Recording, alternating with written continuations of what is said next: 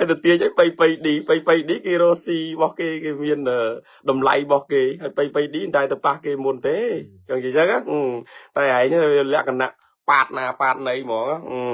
mong bao con nào viên ấy men tranh mà xong tốt hết nè vì tranh mà liếng luôn với à này ngày tiếng để phò tang sầm lên nó cái miền từng ao hơi nè chẳng mình tham muốn đừng thưa ở vậy mũi ta mình đai sừng cung nè ta mình đai sừng cung mà xa thì nặng đấy nhưng thầu che vậy ở vậy để dương cua tình vậy vì buổi sừng cung mùi ní vì miền mình đưa mơ chả nè si mai mà chấm hiên vật tì hay nè miền từng sạt thay sạt yuan chân đi na sân ôi bộ này hào á อยากต้องជាមួយនឹងរឿងដែលគេយកសលេងខ្ញុំទៅផុសខ្ញុំគាត់ចង់ប្រាប់ថាខ្ញុំបជាឲ្យបជាទៀតខ្ញុំនិយាយតែអ្នកដែលខ្ញុំស្គាល់ទេអ្នកដែលខ្ញុំអត់ស្គាល់ហ្នឹងខ្ញុំសួរដូចឆោតអ្នកដែលយកខ្ញុំទៅផុសហ្នឹងខ្ញុំអត់ដែរស្គាល់ពួកគាត់ទេខ្ញុំសូមផ្ដាំទៅអ្នកដែលស្គាល់វាឬក៏អ្នកដែលវាស្គាល់នៅពេលដែលយើងឃើញស្ថានភាពរបស់វាក៏ដូចជាការនិយាយស្ដីមើងងាយវាមកកាន់មនុស្សទូទៅឬក៏កាន់មិត្តភ័ក្តិដែលស្គាល់ស្និទ្ធហ្នឹងតើមានអារម្មណ៍យ៉ាងណាដែរនៅពេលដែលមានមិត្តភ័ក្តិឬក៏អ្នកដែលស្គាល់សន្តានឆ្កែអញ្ចឹងមាត់ឆ្កែអត់គម្របអញ្ចឹងតើមានអារម្មណ៍សុបាយចិត្តទេឃើញបែបហ្នឹងខ្ញុំមកមិត្តភ័ក្តិវិញខ្ញុំដើរទៅក្បែរបាខ្ញុំយកស្បែកជើងមកដាក់ឲ្យចំកណ្ដាលមាត់អីហ្មងអានេះខ្ញុំមិត្តភ័ក្តិខ្ញុំនិយាយមែនសួស្ដីបងប្អូនអរគ្នាអូសក់ក្បាលបាទស្អែកនេះនាំគ្នាបងប្អូនដែលឆាតចូលក្រុមខ្ញុំបាទនឹងយើងនាំគ្នាទៅដាក់ញត្តិបាទហើយខ្ញុំសូមស្រីចំនួនត្រឹមតែ20នាក់បានហ្នឹងហើយយើងទៅដាក់ញត្តិទាំងអស់គ្នាហ្នឹងហើយចាំបង្កើតក្រុមមួយពីព្រោះវាចេញមកវាមិនមែនចេញមកសុំទោសទេបាទវាចេញមកវាចេញចាក់សាំងបន្ថែមលយថាលយអូខេបងប្អូនយើងមកស្ដាប់ការអាហ្នឹងមិនដឹងវាចេញមកសុំទោសឬក៏វាចេញមកស្អីទេខ្ញុំមិនដឹងដែរ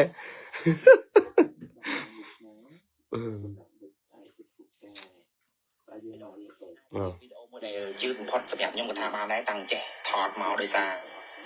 នៃតែខ្នើយហើយអាចារ្យជាតិបែបព្រួលផឹកទឹកក្តៅទៅវាអត់ឆ្អែតដាក់តកកឥឡូវវាស្អាតកនេះស្អាតហើយយើងខុសប្រធានបទបងប្អូននិយាយវិញមកអូខេស្ដាប់ទៀត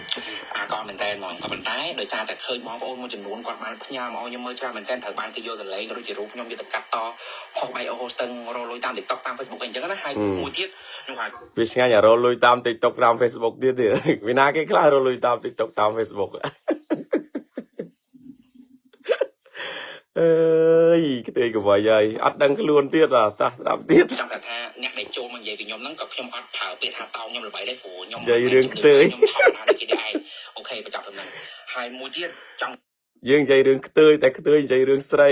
និយាយដើមគេលឹងហុយជាមួយក្រុមគេចោលមកទៀតនិយាយមុននឹងនិយាយដល់រឿងដែលគេយកខ្ញុំទៅផុសហ្នឹងខ្ញុំគាត់ចង់ថាចាប់ពីថ្ងៃនេះទៅខ្ញុំឈប់ស្រឡាញ់ប្រុសហើយពីព្រោះថាកន្លងមកយើងស៊ីប្រុសឲ្យលុយត្រូវបានគេមើលងាយថាយើងនឹងខំផេតស៊ីបោះឲ្យលុយមិនគេមើងងាយទេស៊ីបោះឲ្យលុយឲ្យគេបោកទៀតតែគេចោល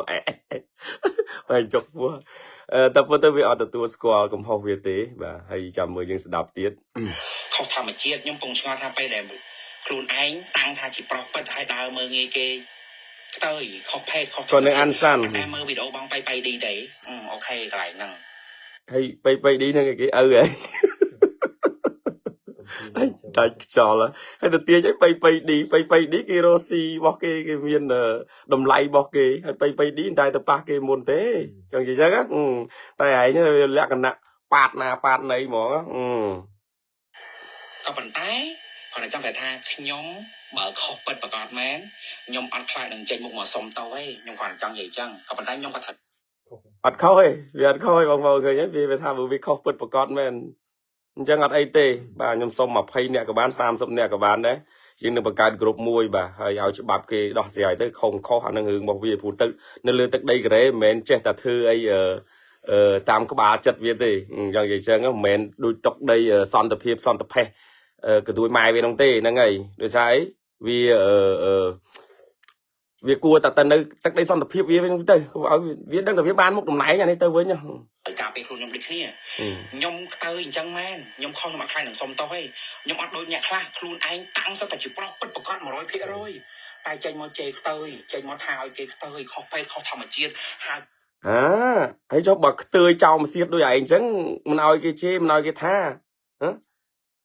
អានេះវាលក្ខណៈថាវានិយាយលក្ខណៈថាយល់ល្អហ្មងមកគេបាញ់ខ្ទើយថោកទាបចោលមកសៀតដូចឯងអញ្ចឹងអាណាគេទុកឯងខ្ទើយគេដតៃគេល្អណាស់ហើយដឹងធីមអញធីមអីធីមអញធីមខ្ទើយហើយដឹងអញចេះជេរពាក្យខ្ទើយក៏មិនដែរមីចៅកណ្ដៀវខុយហើយអញមានទាំងគ្រប់ទៀតអីចឹងវាអីចឹងខ្ទើយគេល្អណាស់និយាយមែនគេអត់ចេះចឹងទេតែខ្ទើយឯនេះវាខុសគេយល់ទេមៀតក៏ខុសគេហើយមុខខុសគេហើយសក់មិនសមនឹងក្បាលមិនសមនឹងមុខយល់ទេដាក់ពុកមាត់មកមិនសមនឹងច្រមុះទៀតមីខ្ទើយកែភេទអត់ស្អាតគេស្តាកបៃហើយគេស្តាជុងចេះមួយអញ្ចឹងពី3អូស្ទឹងហើយសំខាន់ជេរស្រីកប់មាត់ចឹងនិយាយថា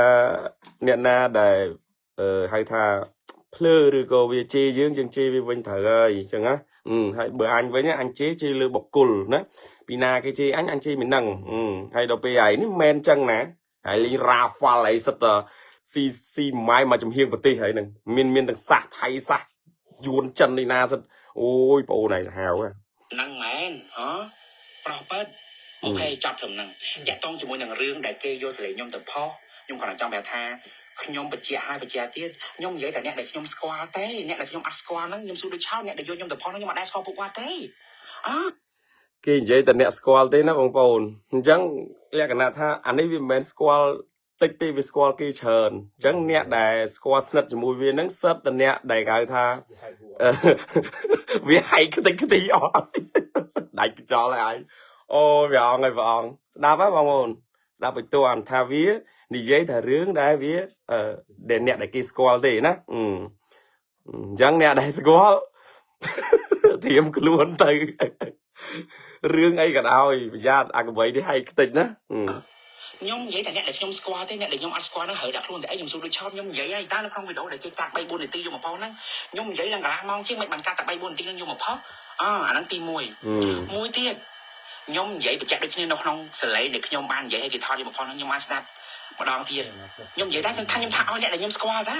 អ្នកដែលខ្ញុំអត់ស្គាល់ហើយដាក់ខ្លួនតែអី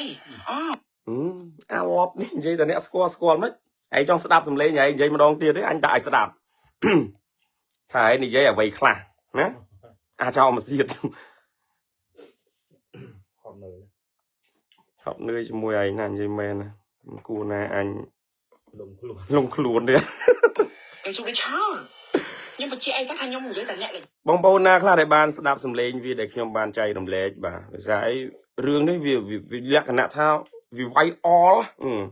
ហើយខ្ញុំជាប្រុសដែរហើយខ្ញុំមានអារម្មណ៍ថាវាសំខាន់វាថាបងអូនវានឹងដើរស៊ីចិនផងយួនផងថៃផងមកជាហៀងប្រទេសណាបងប្អូនហើយបងអូនឯងនឹងស្អីគេអញចង់ស្គាល់មុខដល់ណានិយាយខ្ញុំស្គាល់ទេហើយអាពាក្យថាមកជំបងប្អូនណាវានេះមិនមែនចេញមកសុំទោសទេណាវាចេញមកលៀងខ្លួនវាហ្នឹងហើយទាំងដែលផុសតាងសម្លេងហ្នឹងគេមានទាំងអស់ហើយ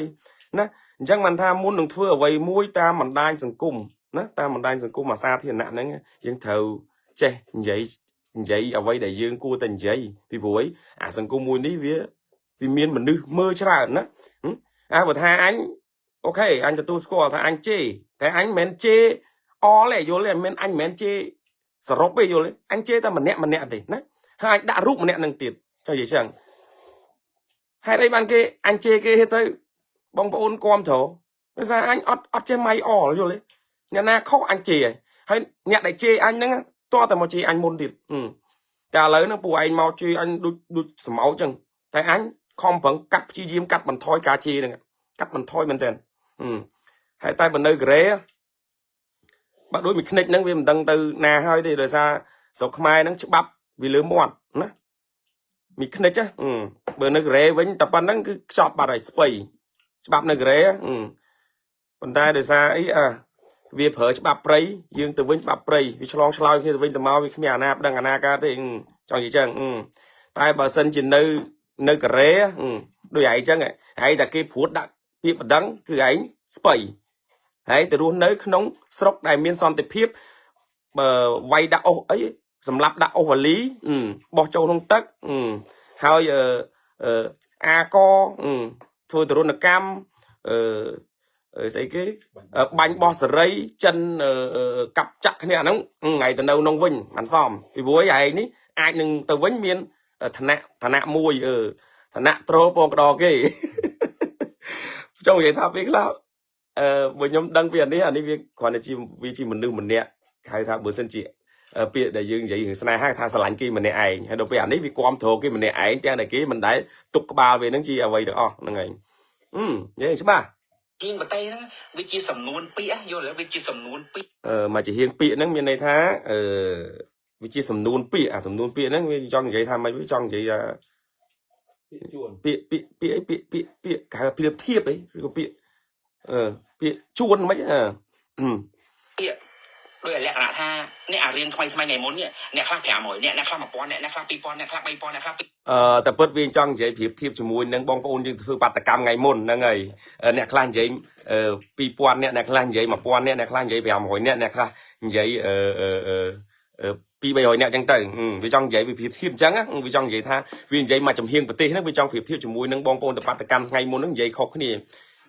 អញចង់និយាយថាអញ្ចេះការទៅបាតកម្មពួកអញអ្នកចូលរួមផ្ទាល់ហើយចំនួនដែលគេទូរលេខហ្នឹងគឺនៅក្នុង Google របស់កូរ៉េចូលកកៅ map ទៅហើយវាយទៅថ្ងៃទី2ខែ3បាតកម្មហ្នឹងប្រហែលពាន់អ្នក2000ប្រហែល100 2111អ្នកអាកបីបើឯងមិនដឹងទេឯងកុំមកភ្លឺណាវាបែងចែកជាមួយនឹងការទៅធ្វើបាតកម្មរបស់បងប្អូនយើងនេះសួរមើលមិនដែរមានអារម្មណ៍មិនដែរពីមើលអញ្ចឹងវាជាសំនួនពាក្យយល់ទេសំនួនពាក្យជាសំនួនពាក្យអូខេហើយសួរថាខ្ញុំនិយាយហ្នឹងខ្ញុំខុសឬក៏ខ្ញុំត្រូវខ្ញុំអត់ថាខ្ញុំខុសហើយក៏ខ្ញុំអត់ថាខ្ញុំត្រូវដែរអានេះខ្ញុំនិយាយតោះអូខេទទួលស្គាល់នៅបងប្អូនថាវានិយាយហ្នឹងគឺវាអត់ថាវាខុសហើយក៏វាអត់ថាវាត្រូវដែរឥឡូវមិនឥឡូវបងប្អូនគិតមិនមើលឥឡូវបងប្អូនសុកចិត្តទេឥឡូវបងប្អូនសុកចិត្តទេមកពីព្រោះមូលហេតុអីវាគឺជារឿងពិតនៅក្នុងបណ្ដាញសង្គមអូអាចនិយាយថាអូយអានោះអត់តែនិយាយយឺតវាដឹងនិយាយយឺតដឹងយ៉ាត្រូវហ្មងញែកម៉ែយើងហ្នឹងញ៉ាញ៉ាសិនទៅហើយវាជារឿងពិតនៅក្នុងសង្គមមិនថានៅកូរ៉េមិនថានៅខ្មែរមិនថានៅប្រទេសណាក៏ដោយវាជារឿងពិតនៅក្នុងសង្គមខ្ញុំលើកមួយចំណុចពីរចំណុចចុះខ្ញុំចង់ប្រាប់បងប្អូនទាំងអស់គ្នាវាថាស្ត្រីជនជាតិថៃជនជាតិហ្វីលីពីនជនជាតិយួនគេមកការរស់នៅក្នុងទឹកដីកូរ៉េនេះគេមកការគេស្រឡាញ់គ្នាបង្កើតកូនបង្កើតចៅសាងអនាគតវានិយាយនៅវីដេអូមុនណាក៏ប៉ុន្តែអាបកាច់នេះវាអត់ដឹងវាអត់ដឹងថាវានិយាយហ្នឹងវាលើកដំកើងសាសគេវាជន់ពលិចសាសឯងដោយសារបងប្អូននារីខ្មែរនៅក្នុងប្រទេសកូរ៉េនេះគឺគាត់បានជួយលើកដំកើងវប្បធម៌ខ្មែរច្រើនណាស់ច្រើនណាស់ហើយខ្មែរយើងនៅទីនេះគឺអត់សូវមានប្រវត្តិរឿងអាស្រូវទេណាអត់ស្រូវមានរឿងអាស្រូវរឿងទូកូរ៉េចុះផ្សាយចុះអីទេមានតែរឿងដែលកំសត់កំរបំផុតខ្មែរយើងតស៊ូស្ត្រីខ្មែរយើងតស៊ូណាក៏ប៉ុន្តែយួនណាផាត់ប្តីទៅធ្វើការ៉ាអូខេណារត់ចោលប្តីទៅធ្វើស្រីបំរើផ្លូវភេទចឹងទៅណាថៃផាត់ប្តីចេះចុះណាការប្តីកូរ៉េរួចតន់បានមួយខែរត់ទៅនេះរត់ទៅនោះណាភាសាព័ត៌មានកូរ៉េគេចុះប្រងព្រាតស្ត្រីខ្មែរយើងមានសារព័ត៌មានកូរ៉េចុះហីវានិយាយហ្នឹងវាមើងងាយគេហ្មងនិយាយរួមមិនមែនធម្មតាវាមើងងាយគេតែម្ដងវាជន់គេតែម្ដងណាបងប្អូនទាំងអស់គ្នាខ្ញុំចង់បញ្ជាក់ចំណុចហ្នឹងតិចស្ត្រីខ្មែរនៅកូរ៉េដែលរៀបការប្តីកូរ៉េក៏ដោយទាំងកំមុំអត់តែច្រឡំទាំងប្តីកូរ៉េទាំងម៉ាយណាអត់ដែលមានប្រវត្តិព័ត៌មានគេចុះផ្សាយទេមានព័ត៌មានដែលចុះផ្សាយគឺខ្សែជីវិតកំសត់កំរតែម្ដងគឺការតស៊ូទោះបីប្តីកូរ៉េខ្លះធ្វើបាបជន់ឈ្លីយ៉ាងណាក៏ដោយក៏នៅតែខំក្រាបខំស្មៅដើម្បីកូនណាខ្ញុំនិយាយខ្ញុំចង់ទឹកភ្នែកឬរួមខ្ញាក់ណាគាត់តស៊ូណាពីព្រោះខ្ញុំជួបផ្ទាល់បងស្រីដែលខ្ញុំជួបផ្ទាល់គាត់ពិបាកណាប្តីកូរ៉េធ្វើបាបណាអាខ្លះប្តីកូរ៉េខ្លះអត់ធ្វើអីទេណាចាំតែប្រពន្ធចាំតែប្រពន្ធចាំអត់ធ្វើអីសោះ anh ấy không cho vậy chẳng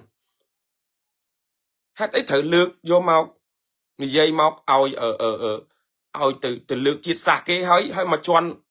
và áp cho mùi nâng stray khmer để quạt chi chim pe khla quạt chui lược vào thỏa nè cái khla cái squat khmer nè con tay phụ quạt thôi cái squat khmer rồi quạt chi chim lược đồng can vào thỏa khmer nè hát ấy thử mà mưa nghi quan chẳng với ọt bên xóm hai xóm phò hai bên men tranh mà xóm tối nè nè vì tranh mà màu đưa thay em tiền anh ấy ở vậy để nhóm ban phong vì lượng muốn đại vì dày và sắp biết tiền ហើយសំខាន់ទោះបីជាខ្ញុំនិយាយជាសាធារណៈមែនក្តីក៏ដោយខ្ញុំនិយាយតែអ្នកដែលខ្ញុំស្គាល់តែអ្នកដែលខ្ញុំអត់ស្គាល់ហ្នឹងគាត់ក្តៅខ្លួនទៅអីគាត់រើដាក់ខ្លួនទៅអីខ្ញុំសួរដូចឆោតមក hình dáng nè đại squall nè đại vi squall bà nè đại vi squall miền nào đó dạng mạch đấy nửa để miền đại dương squall mà nút sẵn đàn bẹp nắng á nhóm sông đam từ nè đại squall với còn nè đại vi squall nửa đại dương khơi sạt than là phi bảo với các đôi chia ca này dây đây mưa nghi vía màu can mà nút tu tới á rồi có can mất phe đại squall sẵn nắng á ta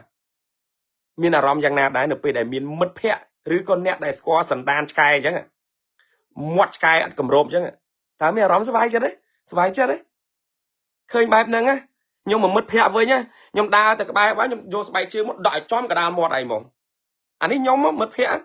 nhưng dây mền mất phe mót sky chẳng công ruột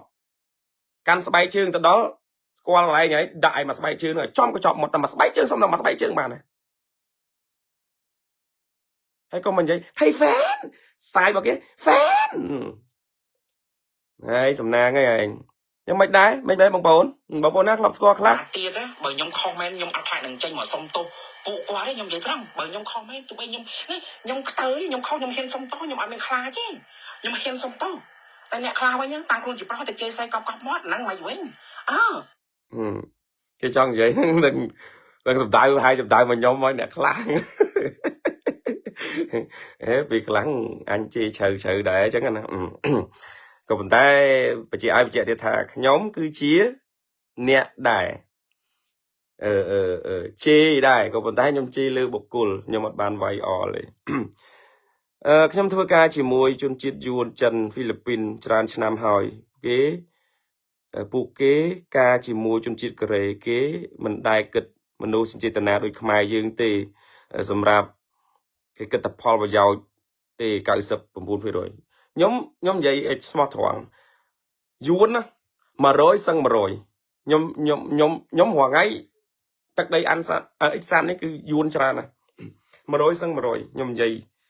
cứ vì ăn miếng ăn kịch mình nuôi chết nam một dương tê việc kịch ban tập Paul và giàu vì hói vì lên hói vì từ do sang xa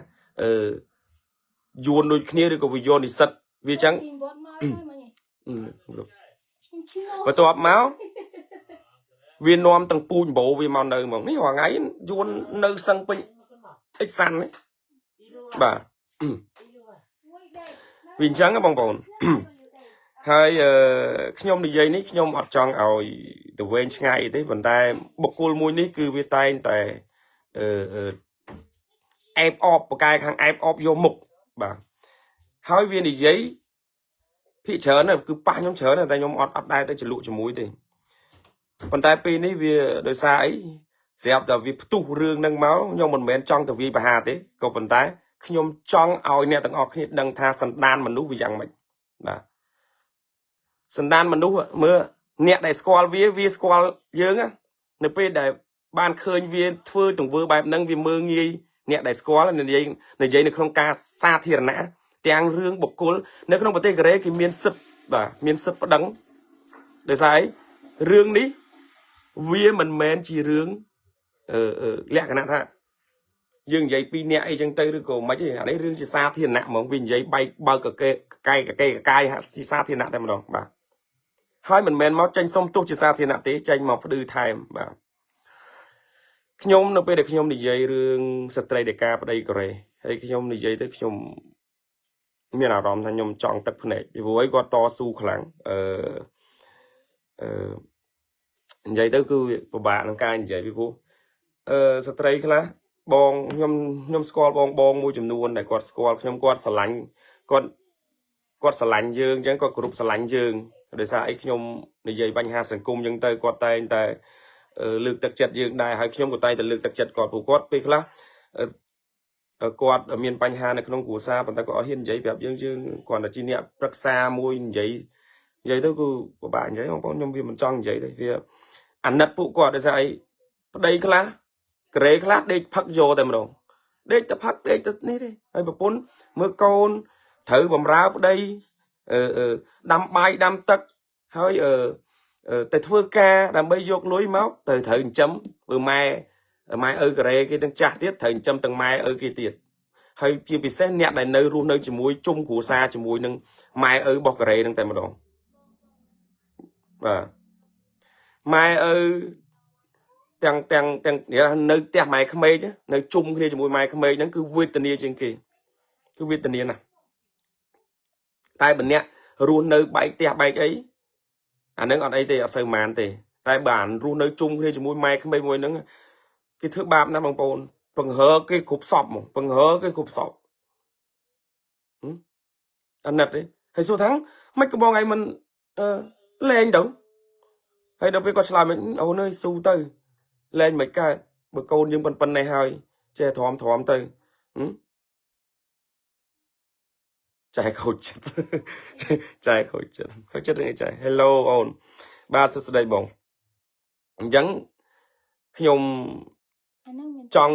សម្រាប់ប្រាប់បងអូនអញ្ចឹងបាទ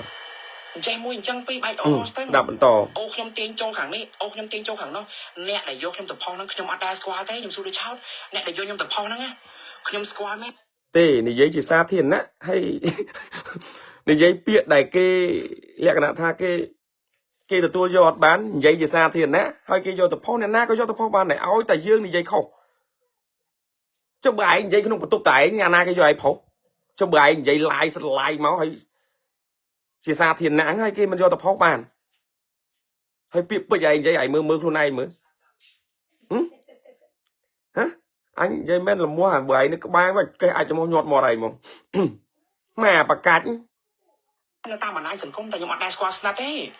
ហើយអ្នកដែលគាត់មាន follow ជាមួយនឹងខ្ញុំក្នុងទីអាហ្នឹងគេអត់ស្គាល់ឯងស្ដាប់ផងចុះតើមកអាអ្នកដែលឯងស្គាល់ស្ដាប់វាបន្តធានឲ្យមកបកាច់ឯងហែកគេយ៉ាងណាយ៉ាងណីទៅហ៎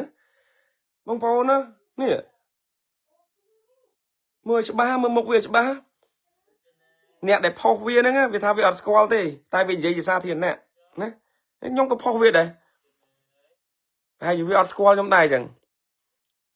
អញដឹងកញ្ចៅឯដល់ក្តិតអាចប្រាប់ហើយតបទៅវិញទៅមកនេះបងស្រីជាពិសេសអធិស្ឋានបងបើបងមិនពេញចិត្តនឹងពាក្យសម្ដីរបស់ខ្ញុំបងត្រូវដាក់ខ្លួនទាំងដែលបងអត់អញ្ចឹងសោះបងអាចប្លុកខ្ញុំបានឬក៏អាន follow ខ្ញុំបានខ្ញុំអត់ថាអីទេខ្ញុំឃើញគេថតយកមកឲ្យមើលអ្នកដែលគាត់មាន follow មកខ្ញុំអីចឹងឲ្យគាត់ផុសអត់ពេញចិត្តខ្ញុំបងអាចអាន follow ខ្ញុំបាន remove follow ខ្ញុំបានហើយ block ខ្ញុំចោលក៏បានដែរខ្ញុំចង់និយាយចឹងខ្ញុំអត់បានទៅហាមឲ្យមកលេងមកខ្ញុំចេះមួយចឹងពីបែកអូ hosting មិនមែនទេខ្ញុំនិយាយត្រង់អ្នកដែលផុសពីខ្ញុំ10នាក់ខ្ញុំស្គាល់តែម្នាក់ឲ្យគាត់ខ្ញុំនិយាយត្រង់អ្នកដែលផុសពីខ្ញុំ10នាក់ហ្នឹងខ្ញុំស្គាល់តែម្នាក់ទៅ2នាក់ទេអ្នកបងប្អូនស្ដាប់វាហើយចាំខ្ញុំឲ្យស្ដាប់វីដេអូចាស់របស់វាទៀតផ្សេងទៀតឲ្យស្គាល់ម្នាក់ពីរនាក់ហ្នឹងមិនមែនស្គាល់ស្និទ្ធនៅក្រៅចេះចុះណាគឺស្គាល់តាមបណ្ដាញសង្គមទៅវិញទៅមកមានការ follow គ្នាអ្នកខ្លះក៏អត់ follow ដែរតែគាត់ថាយើងស្គាល់ទោះបីអត់ follow គ្នាដែរក៏ប៉ុន្តែគាត់ចង់សួរថាខ្ញុំអត់បានថាឲ្យពួកបងទេខ្ញុំនិយាយតែអ្នកដែលខ្ញុំស្គាល់ទេអាពាក្យថាមកចំហៀងប្រទេសហ្នឹងវាជាសំនួនពាក្យវាជាសំនួនពាក្យដូចអ្នកថ្ងៃមុនហ្នឹងអញ្ចឹង500នាក់1000 2000 3000 10000 20000ឃើញទេថ្ងៃមុននឹងអញ្ចឹងវាចង់សំដៅទៅលើយុវជនដែលធ្វើបាតកម្មថ្ងៃមុន6នាក់1000នាក់នៅក្នុង website របស់កូរ៉េគឺគេមានណាកូរ៉េ3000នាក់ថៃក៏វាប្រកាស3000នាក់កុំចូលនៅក្នុង website របស់គេគឺគេមានណានៅក្នុង website កាកៅ map ហ្នឹងថ្ងៃចូលទៅវាយទៅថ្ងៃទី2ខែ3ហ្នឹងតើចំនួនអ្នកទៅបាតកម្មកម្ពុជាហ្នឹងប្រហែលអ្នកមកអាបកាច់អាប្រែតហើយនៅថៃក៏វាផ្សាយវាជាសំនួនពាក្យយល់ទេសំបីតែព័ត៌មានថៃក៏វាផ្សាយដែរហើយថ្ងៃហ្នឹងធ្វើបាតកម្មចម្រុះបាទដូចជាPalestine ក៏ដូចជាខ្មែរហើយនឹងកូរ៉េបាទបន្ទាប់ពីយើងចប់ម៉ោង3ហ្នឹងPalestine ទៅពេលយើងហើយកូរ៉េហើយបន្តហ្នឹងហើយវាប្រៀបធៀបហ្នឹងគឺនិយាយរួមខ្ញុំមិនដឹងថាវាអាចនិយាយ4 500នាក់ហ្នឹងសឹកតែគ្នាវាទេ khơi như bông bông ngọc thì có ngày ba tự cam nhóm ở trong vậy chờ nó bước nhóm ăn mấy thời vậy thì vì ăn miên hướng thay thì vì ăn miên hướng thay thì nhập phụ nhóm thì vì sao từ đường cha cha đại vì không phần vật đất của miên thì tới này vì ngay à thoáng ta à thoáng thầy cái nhóm từ thưa ca club á nhóm dạy men nhóm thưa ca club còn một cái cái vô từ liệp qua ba tự cam hỏi giờ tới rom lên club ពេលដែលបាតកម្មហ្នឹងចាយគាត់ទេមកថាឲ្យទៅធ្វើការខ្ញុំក៏ទៅធ្វើការហ្នឹងហើយរួចដល់ពេលហ្នឹងក៏ពួកខ្ញុំរំលេងព្រោះអីជាឱកាសមួយដែលពួកខ្ញុំបានមានពេលជាមួយគ្នាជាមួយជុំបុគ្គលិកចឹងទៅជាមួយជុំមួយមេយើងរំគ្នារំសប្បាយមួយ DJ មួយចឹងអញ្ចឹងណាគេយកទៅត្រូយើងថាយើងហ្នឹងអូបានលុយច្រើនណាស់បានលុយដូចម៉ែវាស្អីបើអញអស់លុយឡើងរាប់ម៉ឺន វ៉ុនអញចាក់សាំងផងអញដឹកបងប្អូនយើងទៅទៀតហើយខ្ញុំមិនដឹងទៅនិយាយទៅមិននិយាយជាមួយពូវាដូចចាក់ក្បាលទឹកលើទាអញ្ចឹងដូចចាក់ទាលើក្បាលចាក់ទឹកលើកាក់លើសឹកឈូក ដូចចាក់ទឹកលើក្បាលទាមិនចាក់ទឹកលើក្បាលទាចាក់ទឹកលើសឹកឈូក ចាក់ទឹកលើទឹកឈូកបាទវាអញ្ចឹងបងប្អូនណាលីមេង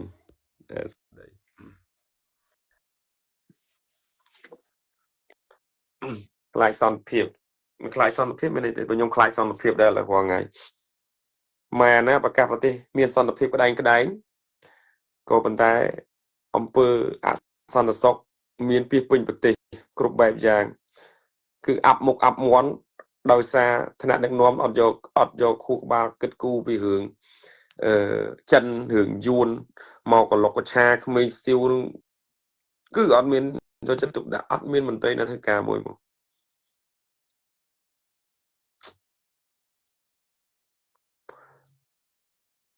បើសិនជាគាត់យកចិត្តទុកដាក់ក្នុងការដឹកនាំមកគាត់វាមិនដឹងល្អចេញមុនហើយរវល់លួងអូនបន្តិចដាច់ខ្យល់អែអូខេ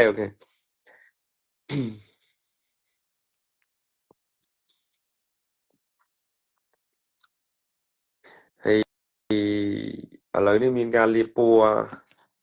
ជាច្រើនដែលបងប្អូនបានឃើញហើយខ្ញុំក៏មិនមានការបកស្រាយអីច្រើនដែរគាត់ថារឿងទាំងហើយអាប្អូនដែលនិយាយហ្នឹងអាប្អូនណាមិនមែនអាប្អូនដែលអញទៅការឲ្យ2ឆ្នាំមុនទេណាខ្ទើយកបីហ្នឹងឥឡូវធានបត់ខ្ទើយកបីហ្នឹងវាកំពុងតែ viral បាទ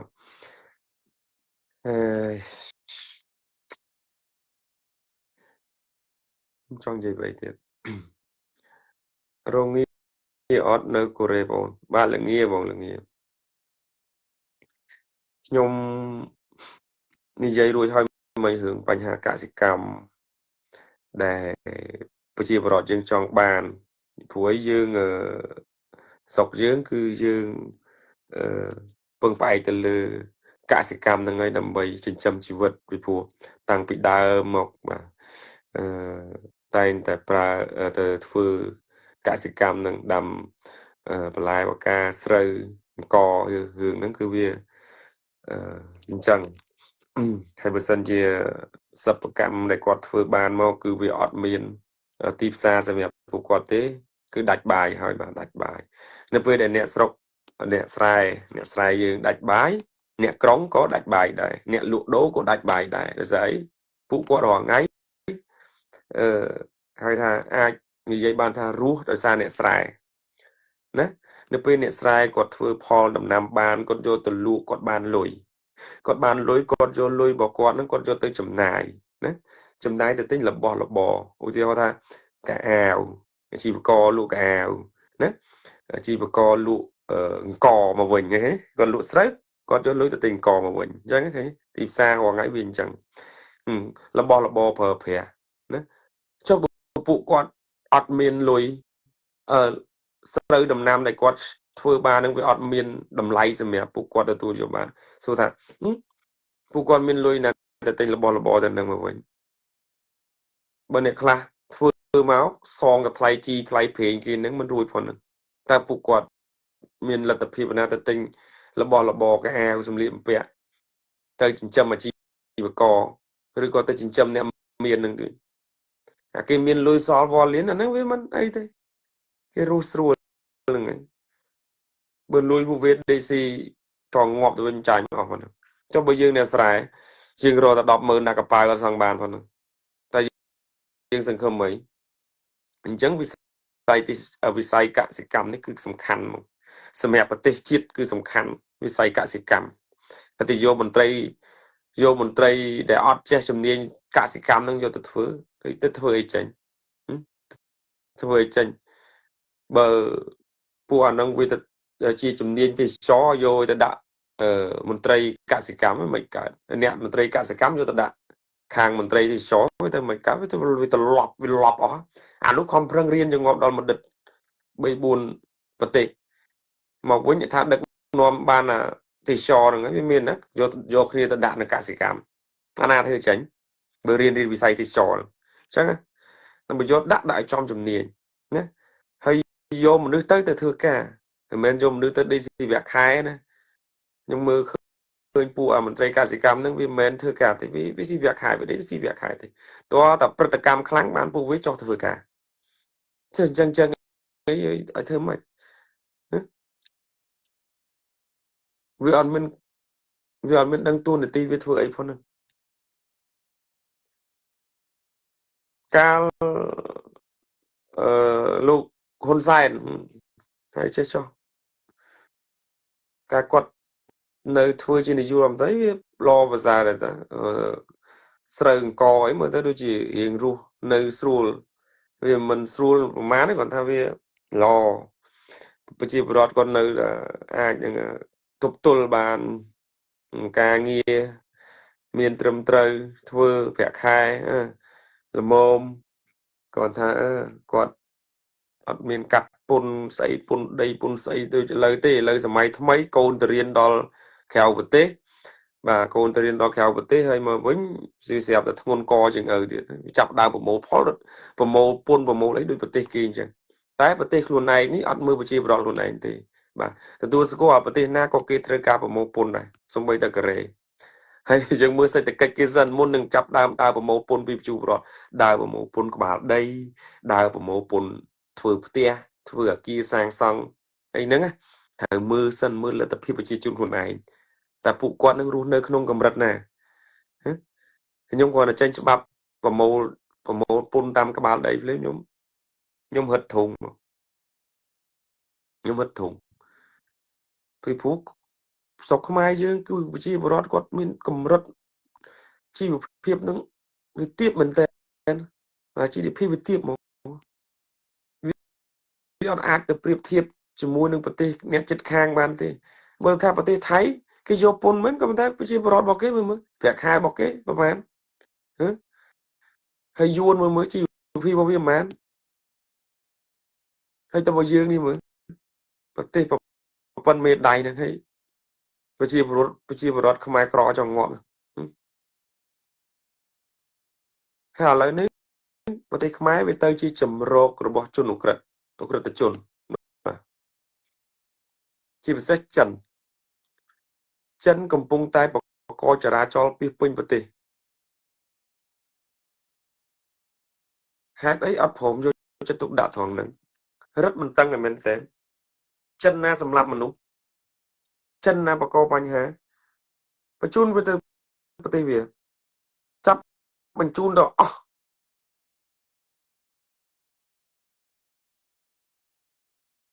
យួន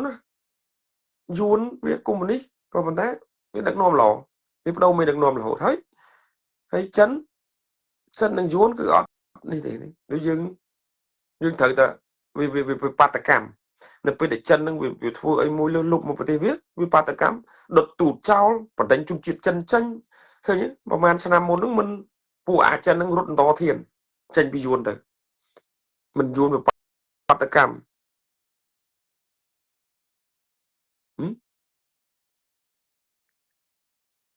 ក្នុងឆ្នាំនេះបាទឆ្នាំ2025នេះវាមិនមែនឆ្នាំ2013-14ទេណាព័ត៌មានអត់ច្បាស់ការទេព័ត៌មានសិតតែច្បាស់ការដោយសារគេមាន smartphone គ្រប់ដៃគេមាន smartphone គ្រប់ដៃគេដឹងព័ត៌មានល្អណាស់ដែរអ្នកឯងចង់ លាពណ៌គេមិនក៏គេដឹងតាមពិតសកម្មជនរបស់គណៈបកប្រជាជនគឺប្រើយុទ្ធសាស្ត្រលាពណ៌នឹងតាំងពីដើមតាំងពីអើយតែម្ដងជាពិសេសអារូបកាត់តយួនដាក់ខ្មែរដាក់យួនគឺសាហាវ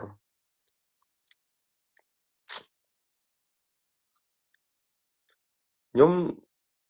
ពេលឡាយនិយាយប្រធានបទផ្សេងទេតែដល់ពេលឥឡូវនិយាយប្រធានបទផ្សឹងបាទខ្ញុំតែងតែនិយាយខ្ញុំតែងតែលើកឡើងគ្រប់ការដែលខ្ញុំឡាយឬក៏ខ្ញុំចូលឡាយគេឬក៏ខ្ញុំជួបជាមួយនឹងមន្ត្រីទូតអីចឹងខ្ញុំតែងតែលើកចំណុចហ្នឹងអ្នកណាដែលចង់ជួបខ្ញុំតែងតែលើកចំណុចរឿងកសិកម្មហ្នឹងតែម្ដងខ្ញុំលើកតែពីចំណុចទាំងអស់ឲ្យតែខ្ញុំជួបអ្នកមន្ត្រីស្ថានទូតក៏ដោយចង់ជួបខ្ញុំលើកតែពីចំណុចហ្នឹងធ្វើឲ្យបានមើលខ្ញុំថ្ងៃមុនខ្ញុំដូចជាជួបកាលពីប៉ុនបាទកាលពីប៉ុនជូសកសនណាល់បានខ្ញុំបានជួបពួកមន្ត្រីទូតហ្នឹងហើយខ្ញុំក៏បានខ្ញុំមិនស្គាល់ទេគាត់តែគាត់គេណែនាំទៅគាត់ថាអូជាមន្ត្រីទូតខ្ញុំក៏បានលើកចំណុចខ្លះគេក៏បាននិយាយជាមួយខ្ញុំខ្លះតែគាត់ថាការរិះគន់យើងប្រើពាក្យអសរុរបៈការជេរអញ្ចឹងណាខ្ញុំថាខ្ញុំអាចកាត់បន្ថយបានតែខ្ញុំឬក៏ខ្ញុំអាចឈប់រិះគន់ប្រើពាក្យពេចល្អបានតែក៏ប៉ុន្តែត្រូវតែប្រាប់ក្រុមដែលគ្រប់គ្រងគណៈបកប្រជាជនដែលគ្រប់គ្រងរាជរដ្ឋាភិបាលមួយចំនួនដែលធ្វើជាឆ្កែលក្ខណៈថាកម្មមុខកុំលាបពណ៌ខ្ញុំទៅតែបើនៅតែលាបពណ៌ខ្ញុំនៅតែជេរខ្ញុំចេះតែប៉ុណ្ណាហើយមួយទៀតបើចង់ឲ្យខ្ញុំនឹងឃើញថាស្រុកខ្មែរនឹងវាមើលទៅប្រជាពលរដ្ឋរស់នៅស្រុកស្រួលតើឲ្យធ្វើអាវិស័យកសិកម្មនឹងឲ្យមានតម្លៃហើយមានកម្លាភាពសម្រាប់តម្លៃហាងឆេងឲ្យប្រជាពលរដ្ឋអាហ្នឹងខ្ញុំអូខេខ្ញុំគ្រប់គ្រងពេញទំហឹងខ្ញុំបាននិយាយអញ្ចឹងមិនសិនជាមានអុកញ៉ាអ្នកធំណាដែលធ្វើដើម្បីខ្មែរតែម្ដងគឺរួមគ្នាធ្វើដើម្បីខ្មែរគឺខ្ញុំសុខចិត្តចូលរួមជាមួយទៀតធ្វើគ្នាណាចូលរួមធ្វើទាំងអស់គ្នាដើម្បីខ្មែរអញ្ចឹងខ្ញុំ support ខ្ញុំគ្រប់គ្រងខ្ញុំចូលរួមពីព្រោះវាជារឿងដែលយើងធ្វើដើម្បីប្រយោជន៍បងប្អូនយើងនៅក្នុងស្រុកបើសិនជាមានគេហៅថាអ្នកដែលគ្រប់គ្រងចូលរួមម៉ាស៊ីនមួយធំនៅកូរ៉េគេមាននងយ៉បរបស់គេដូចខ្ញុំបាននិយាយពីមុនអញ្ចឹងចំណុចហ្នឹងសំខាន់ណាស់បងប្អូនចំណុចសំខាន់តែបងប្អូនគ្រប់គ្រងទេបើសិនជាមានក្រុមហ៊ុនដែលគាត់បើកធ្វើអាជីវកម្មដើម្បីប្រមូលទិញផលិតផលកសិកម្មស្រូវអង្កររបស់បងប្អូនខ្មែរអញ្ចឹងតែបងប្អូនគ្រប់គ្រងទេតែគេទាំងខ្ញុំឲ្យតែការធ្វើនឹងគឺជាខ្មែរមានឈាមជ័រជាខ្មែរណាកុំឲ្យយួនចិនតែយើងគឺជាម្ចាស់ក្រុមហ៊ុនមួយដែលយើងវិនិយោគគឺជាខ្មែរតែមកតែបងប្អូនគ្រប់គ្រងទេ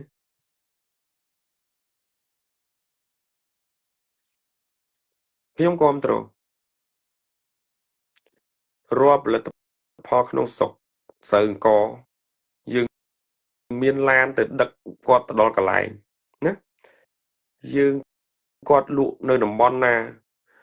យើងត្រូវមានឡានទៅឲ្យតម្លៃ1000ជាងបងប្អូនអញ្ចឹងយកដល់កន្លែងឲ្យតម្លៃ1000ជាងទៀតតម្លៃថេណាខ្ញុំជឿថាមានប្រជាពលរដ្ឋខ្មែរគ្រប់គ្រងច្រើនពីព្រោះគាត់រាល់ថ្ងៃគាត់រស់ពឹងផ្អែកដោយសារកសិកម្មហ្នឹងតែម្ដងបើសិនជាមានណារោងចក្រដំឡូងផលិតដំឡូងសម្រាប់ខ្មែរយើងតែម្ដងគឺខ្ញុំគ្រប់គ្រងព្រោះអត់ខ្វះទេអង្គញានៅស្រុកខ្មែរច្រើនណាតែវាអត់មានចំណាយលុយវាអត់ពេលខ្លះអង្គញាហ្នឹងវាមិនមែនជាអង្គញាដែលឈាមខ្មែរដែលអត់ធ្វើអ្វីចេញពីចិត្តដែលអត់ចង់ជួយជាតិនឹងឲ្យជួយជាតិខ្មែរយើងឲ្យខ្មែរនឹងរស់នៅស្រួលវាអញ្ចឹងគ្រប់គ្រងបាទគ្រប់សូម្បីតែខ្ញុំក៏គ្រប់គ្រងដែរឲ្យតែមានកូនខ្មែរណាដែលគាត់ហ៊ានចំណាយទុនទៅធ្វើរឿងមួយហ្នឹងណាខ្ញុំជួយ support មកហើយធ្វើឲ្យជោគជ័យ ហើយមានការគ្រប់គ្រងមក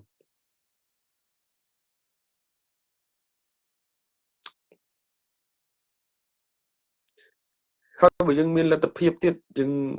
ឧទាហរណ៍ថាអង្គស្រូវអង្គយើងខាងបាត់ដំបងជាស្រូវអង្គលេខ1យើងចម្រាញ់មកយើងចម្រាញ់យកវាទៅនាំចេញទៅក្រៅប្រទេសទៀតអារឿងនាំចេញនឹងខ្មែរជួយខ្មែររាជរដ្ឋាភិបាលត្រូវបើកផ្លូវទៅនឹងទៀតបាទត្រូវបើកផ្លូវឲ្យខ្មែរនាំចេញក៏ពុនត្រូវយក10%ឧទាហរណ៍ខ្ញុំឧទាហរណ៍ថាពុននាំចេញត្រូវយក10%យើងរាជរដ្ឋាភិបាលត្រូវចំណាយត្រូវចាយអាកន្លែងនឹងឲ្យសល់ត្រឹមតែ5%ឬក៏3% 4%តែប៉ុណ្្នឹងទៅណាដើម្បីជួយជំរុញឲ្យដំណើរការមួយនឹងវាដើរបានល្អណាឲ្យដំណើរការមួយនឹងវាដើរបានល្អហើយចាំយើងគិតគូរពេលក្រោយចាំរាជរដ្ឋាភិបាលគិតគូរពេលក្រោយត្រូវតម្លើងពុនតម្លើងអីឲ្យតែសិប្បកម្មមួយនឹងដើរនាំចេញទៅក្រៅប្រទេសបានមានឈ្មោះក្រុមហ៊ុនមួយដែលមានឈ្មោះបោះសម្លេងដែលនាំមានលទ្ធភាពនាំផលិតផលខ្មែរនាំចេញទៅក្រៅប្រទេសគេគ្រប់គ្រងគឺល្អហើយបងប្អូនទាំងអស់គ្នាអានេះខ្ញុំនិយាយជាការពិតមួយថ្ងៃធ្វើអញ្ចឹងយួនអស់រស់លែងបានព្រោះអីសម្ដេចគាត់ឧស្សាហ៍អញ្ចឹងបានដូចនិយាយអញ្ចឹងក៏ពិតអត់ចង់ឲ្យខ្មែររស់ទេចង់ឲ្យតែយួនរស់អញ្ចឹងបានគាត់អត់យកចិត្តទុកដាក់កន្លែងហ្នឹងណាចឹងទៅបានគាត់អត់មានយកចិត្តទុកដាក់កន្លែងហ្នឹងបន្តិចសោះ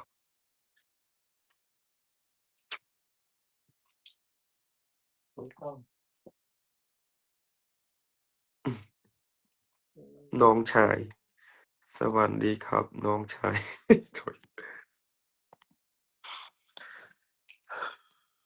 មិនដែរបងប្អូនបើសិនជាមានសិប្បកម្មមួយដែលកូនខ្មែរយើងបង្កើតឡើង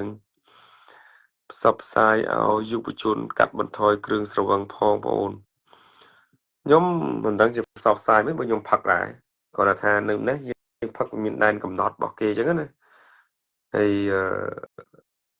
បើយុវជនពេចឡើងមកគេអត់មានបណ្ដោះឲ្យទៅជាសិក្សាអីគេបបឡើងគឺបណ្ដោះផឹកប្រោយអាហ្នឹងតើទៅប្រព័ន្ធខាងអប់រំបាទមកនៅកូរ៉េនេះគឺគេមានច្បាប់របស់គេនៅស្រុកខ្មែរយើងនឹងអត់មានច្បាប់មិនច្បាប់ហ្នឹងតាំងតែងណាគឺត្រូវគោរពទាំងអស់គ្នាក្មេងៗក្រោមអាយុ18ឆ្នាំគឺគេអត់មានឲ្យលក់គ្រឿងស្រវឹងទេអត់មានឲ្យសែបគ្រឿងស្រវឹងទេសូម្បីតែកូកាសូម្បីតែកូកាទឹកក្រូចភេទជ្ជៈអីហ្នឹងគឺគេអត់មានឲ្យផឹកទៅមកគេឲ្យញ៉ាំតែទឹកទៅញ៉ាំអ្វីដែលត្រូវញ៉ាំបាយបន្លែរបស់គេហ្នឹងគឺសាលារបស់គេគ្រប់គ្រងអញ្ចឹងសួស្ដីមីសូសំណប់ចិត្តស្មានអ្នកដេកពួននេះនិយាយឲ្យចំសុំតែស្វាយចន្ទីឥឡូវធ្លាក់ខ្លាំងណាស់បងបើសិនជាមួយគីឡូបាន1គីឡូមួយថ្ងៃបានតែ100តែចុះវិញដល់300ទៅ500ងាប់ចុះយ៉ាងហ្នឹងមិនដាច់ខ្យល់បានមើលអីដល់ឡាយផ្ទាល់ម្ដងហើយបាទអរគុណអីដល់អីធម្មតាទេបងមើលតែអ្នកល្បីល្បាញស្អីណាបងរឿងបណ្ដោះយុវជននៅខ្មែរខេត្តកណ្ដាលយើងគឺខុសពីខ្មែរក្រោមខ្មែរកណ្ដាលខុសដាច់បងខ្ញុំមិនដឹងថាការដឹកនាំមួយនេះវាឲ្យខ្មែររុងរឿងឬឲ្យខ្មែររលំរលាយទេព្រោះរាល់ថ្ងៃនេះដូចជាអត់មានឃើញអ្វីឲ្យខ្មែរទៅជាក់ចិត្តជាមួយទេវាមានតែការក្តៅក្រហាយអត់បាយក្រហាយទឹកអញ្ចឹងទៅស្រូវអង្គគ្មានហាងឆេងពូតដំណាំដំឡូងស្វាយចន្ទីអីហ្នឹងគឺវាអត់មានអ្វីដែលល្អប្រសើរសម្រាប់ប្រជាពលរដ្ឋខ្មែរសោះបងប្រុសជូនពរបងប្រុសមានសុខភាពល្អស្រឡាញ់និងគោរពឲ្យតម្លៃអូយអរគុណពេលខ្លះខ្ញុំចង់រំភើបចង់ទឹកភ្នែកនៅពេលដែលខ្ញុំធ្វើរឿងមួយដែលល្អហើយមានការស្រឡាញ់គ្រប់ស្រឡាញ់ច្រើន ហើយឃើញស្រាប់ហើយសំដីខ្ញុំចូលចិត្តនិយាយថងឆៅតែណាគ្រប់ខ្ញុំគ្រប់ហើយបើជាពិសេសនោះនៅពេលដែលខ្ញុំចូលរួមកម្មវិធីអ្វីមួយក៏ដោយនៅពេលដែលខ្ញុំដើរចេញទៅក្រៅក៏មានការគ្រប់ស្រឡាញ់ទៅបាតកម្មបាត់ហើយមានបងប្អូនយើងគោរពស្រឡាញ់យើងនិយាយមែនខ្ញុំរំភើបអារម្មណ៍មួយហ្នឹងខ្ញុំនិយាយមែនសឹងនឹងទឹកភ្នែកហូរបងប្អូន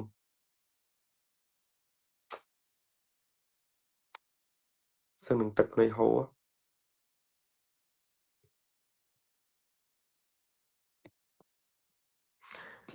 អញ្ចឹងខ្ញុំតែងតែសង្ឃឹមដូចខ្ញុំនិយាយអញ្ចឹងបើសិនជាមានកូនខ្មែរដែលគាត់ធ្វើរោងចក្រសហគ្រាសដែលផ្គប់ផ្គង់សិប្បកម្មក៏ដូចជាកសិកម្មនៅក្នុងស្រុកខ្មែរបានបងប្អូនគាំទ្រខ្ញុំក៏គាំទ្រដែរណាខ្ញុំលើកទឹកចិត្តពួកគាត់បើសិនជាមានយុវជនក៏ដូចជាក្រុមអ្នកដែលគេមានលុយគេមានងារអញ្ចឹងទៅប៉ុន្តែសូមជាខ្មែរបាទសូមជាខ្មែរជួយខ្មែរបាទគុំអុកញ៉ាចិនអុកញ៉ាយួនអីយកមករកស៊ីគឺអត់វានៅតែដដែលទេប៉ុន្តែបើសិនជាក្រុមយុវជនដែលមានសមត្ថភាពដែលគាត់ខ្លាំងគាត់អាចចាប់ដៃគ្នាគាត់ធ្វើរោងចក្រដែលគាត់ចង់ធ្វើនឹងបានសម្រេចអូខេ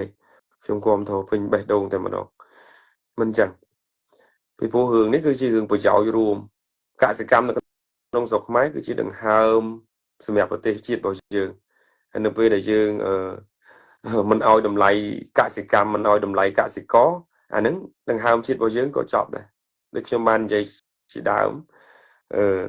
មិនថាដំឡូងមិនថាស្រូវមិនថាអង្ករមិនថាចន្ទទីអីទេបាទយើងត្រូវតែជួយរួបរวมគ្នាជួយរកទីផ្សារឲ្យគ្នាបានប្រជាពលរដ្ឋរបស់យើងរស់ស្រួលគាត់មានទីផ្សារគាត់មានតម្លៃរបស់គាត់នៅពេលដែលអត់មានទីផ្សារគាត់រស់ទាំងពិបាកហើយគាត់ធ្វើមិនកើតហើយខ្ញុំបាននិយាយពីដើមអញ្ចឹងតាប្រជាពលរដ្ឋប្រជាកសិករដាច់បាយអាអ្នកក្រុងអាអ្នកមានហ្នឹងវាដាច់បាយហើយវាមានអីអាអ្នកដែលពឹងទៅលើកសិករហ្នឹងគឺដាច់បាយដូចគ្នាគិតមើលទៅបើកសិករក៏អត់មានចំណូលទេផងរធ្វើស្រែមកសងទៅថ្លៃស្រូវមិនរួចផងធ្វើស្រែមកសងថ្លៃប្រេងថ្លៃជីអីគេមិនរួចផងហ្នឹងហើយចាំបើយើងមានរោងចក្រមួយដែលធំហើយផ្គប់ផ្គង់គ្រប់គ្រងហើយប្រមូលទិញរាល់សមិទ្ធផលដែលបងប្អូនកសិករគាត់ធ្វើបានយកដូចជាអង្គអញ្ចឹងមានស្រូវអូខេទិញមកប្រមូលមក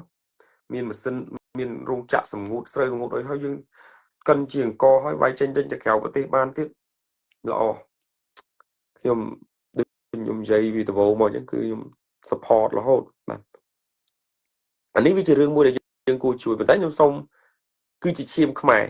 ជាយុវជនខ្មែរដែលមានចិត្តស្រឡាញ់ជនជាតិខ្មែរធ្វើដើម្បីខ្មែរហើយនៅពេលដែលយើងមានឈ្មោះបោះសម្លេងព្រោះស្រូវអង្គរបស់យើងគឺដល់ណាក៏មាន make in កម្ពុជាដែរគាត់ថាការនាំចេញគឺចេញពីថៃទៅអញ្ចឹងយើងចង់មានរោងចក្រមួយឬមានសិប្បកម្មមួយនាំចេញទៅអញ្ចឹងបាទទៅដែរនាំចេញទៅក្រៅប្រទេសដែរហើយតែមានការបើកផ្លូវពីរដ្ឋាភិបាលខ្លះមកបាទដើម្បីឲ្យជួយគ្នាសិនឲ្យដើរឲ្យល្អបើសិនថាល្អអែមវាល្អប្រសើរសម្រាប់ប្រជាពលរដ្ឋខ្មែរតែប៉ុន្តែបើអត់ចំណុចហ្នឹងអត់ល្អទេវានៅតែដដែលវាគ្មានការយកចិត្តទុកដាក់ពីរដ្ឋាភិបាលរឿងចំណុចហ្នឹងទេគឺនៅតែវេទនាដដែលរឿងវាមានតែប៉ុណ្្នឹងឯងបាទយ៉ាងម៉េចដែរបើសិនជាមានបងប្អូនគាំទ្រទេបាទគាំទ្រខ្ញុំនឹងធ្វើការ live និយាយហើយនិយាយទៀតពីបញ្ហាហ្នឹងបាទ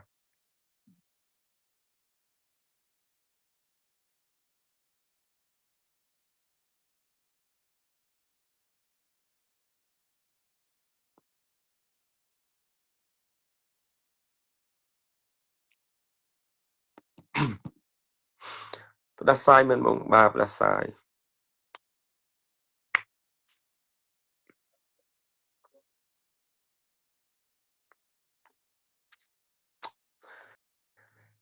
អូខេយើងមានតែប៉ុណ្្នឹងហើយចាប់ពីស្អែកទៅខ្ញុំដូចជាធ្វើការហើយខ្ញុំធ្វើការប្រហែលជាមិនសូវជាមានពេលទៀតទេបាទដោយសារខ្ញុំសម្រាប់ប្រហែលថ្ងៃតាំងពីបាតកម្មមកសម្រាប់បានសម្រាប់ច្រើនដែរ មានអីបងប្អូនអរគ្នាខ្ញុំនិយាយធម្មតាមែនទេ លើខ្ញុំនិយាយធម្មតាទេដល់ពេលឃើញខ្ញុំចេញវីដេអូជេរគេខ្ញុំកាចទេមែនទេដូចនិយាយចឹងណាគ្រប់ខ្ញុំគ្រប់គេតែប៉ុណ្្នឹងឯង រឿងវាមានតែប៉ុណ្្នឹងតាមពិតគេមិនចង់ឲ្យខ្មែរយើងមានទេបើគេឲ្យខ្មែរមានជីវភាពទូធាខ្មែរគិតគូររឿងជាតិខ្មែរក្ររត់រោគតែអាហារ3ពេលអូមួយយ៉ាងដែរខាងខ្ញុំវិញដំឡូងមី1គីឡូគឺ190 190រៀល190រៀលខ្មែរអូយដែរខ្យល់នំស្រស់ក្រៀម470អត់បាន500ផងហ្នឹង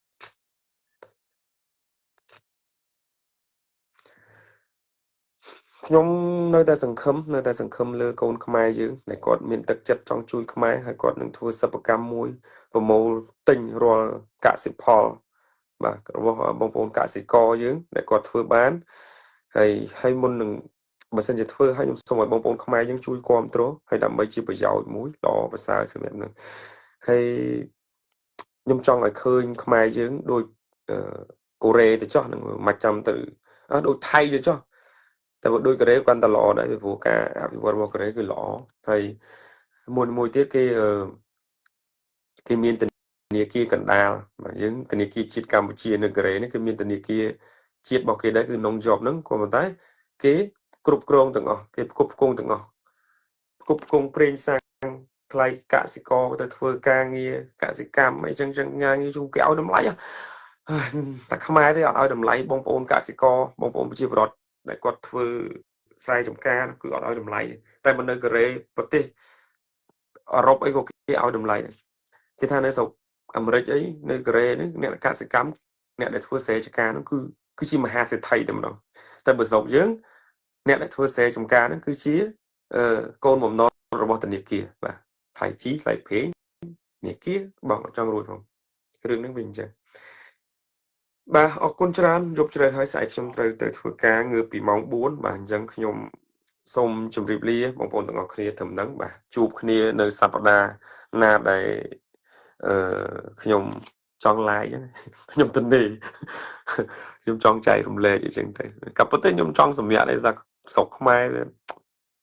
ឈឺក្បាលពេកឃើញរឿងអសន្តិសុខក្នុងសង្គមជ័របង្កក1គីឡូ2400ចុះយើងធ្លាប់ធ្វើម្ដងមិនជ័រកស៊ូអូនិយាយកស៊ូមួយទៀតបងប្អូនរឿងកស៊ូតែមិនតន់និយាយចាំមើលរឿងជ័រកស៊ូអីខ្ញុំមិនតន់និយាយទេព្រោះមានខ្មែរយើងហើយក្រុមយុវជនខ្មែរយើងនៅកូរ៉េមួយក្រុមដែលគាត់ព្យាយាមធ្វើទីផ្សារកស៊ូបាទទីផ្សារកស៊ូហ្នឹងតែប៉ុន្តែឥឡូវខ្ញុំអត់ទាន់ដឹងព័ត៌មានអ្វីឲ្យច្បាស់ប្រហែលទេប៉ុន្តែខ្ញុំមានព័ត៌មានច្បាស់ខ្ញុំនឹងប្រាប់ពីក្រុមហ៊ុននឹងដែលគាត់ជួយខ្មែរយើងដែលគាត់យុវជនដែលគាត់នៅកូរ៉េបាទនៅកូរ៉េមួយក្រុមដែលគាត់បានធ្វើរឿងហ្នឹងបាទតែគាត់អត់បានក្រុមហ៊ុនរបស់គាត់លក្ខណៈវាមិនទាន់ជា public ទេគាត់លក្ខណៈ private ទេសួស្ដីបងសម្លាញ់បាទសួស្ដីអូនជំនាន់ក្រោយដឹងថាយ៉ាងណាទេបងអើយខ្ញុំពិបាកហ្នឹងហើយអរគុណច្រើនបងប្អូនទាំងអស់គ្នាហើយមានព័ត៌មានដែលចង់ចែករំលែកទេខ្ញុំនឹងចែករំលែកទៅកាន់បងប្អូនទាំងអស់គ្នាហើយពេលនេះឥឡូវនេះយប់ជ្រៅទៅហើយខ្ញុំក៏សូមពេលសម្រាប់ហើយខ្ញុំស្អែកធ្វើសំណងធម្មតាបាទពីខ្ញុំបាទអាចារ្យហ្វីបាទមិនមែនជាបណ្ឌិតសំណងទេឡើយខ្យល់